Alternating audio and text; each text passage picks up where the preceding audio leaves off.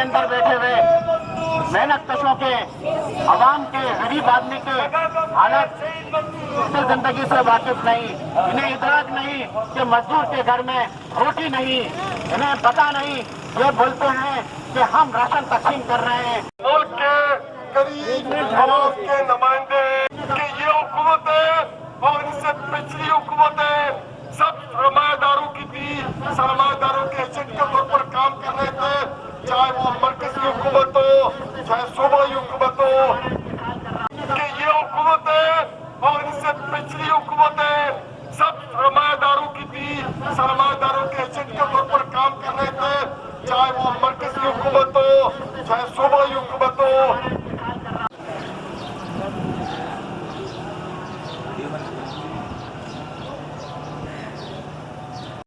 इस पर अमल पैरा भी हो रहे हैं।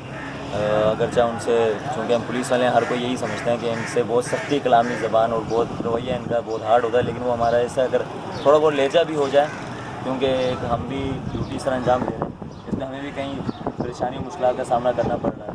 तो इसी वजह से हम ये कहना चाहेंगे पब्लिक को भी साथ देना चाहिए। कई लोग मान लेते हैं, कई लोग पब्लिक जो है नहीं मानते, क्योंकि वो भी बहुत परेशान हो चुके होते हैं काफ़ी टाइम से। या गरीब आवाम स्पेशली, उनके लिए यही बात होगी कि वो थोड़ा सा ज़्यादा इस चीज़ को फोकस में अहम समझें इस चीज़। उसमें काफ़ी वो था, सख्ती बहुत हो रही थी नमाज़ पढ़ने के लिए, जो है ना रियायत नहीं दे रहे थे।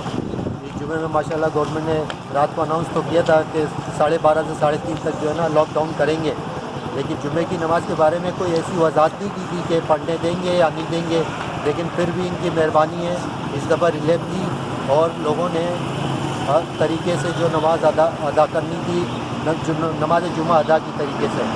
लिहाजा हम गवर्नमेंट का शुक्रगुजार हैं और आवाम भी अपने तौर से, जो अगर गवर्नमेंट ने रिलीफ दी है तो आवाम को भी इस रिलीफ का एहतियात करना चाहिए और साथ देना चाहिए गवर्नमेंट का।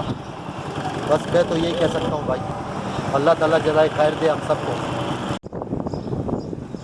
अच्छा, ये हुकूमत के लिए तो ये चाहिए कि जितना लॉकडाउन कर दिया नहीं तो उसकी पाबंदी जो है हम लोग कर रहे हैं, और उसके लिए ये भी चाहिए कि जुमे के दिन पर मस्जिदों के लिए थोड़ा रियायत होना चाहिए, और अल्लाह की वजह से हम लोग के ऊपर रहम भी करेगी।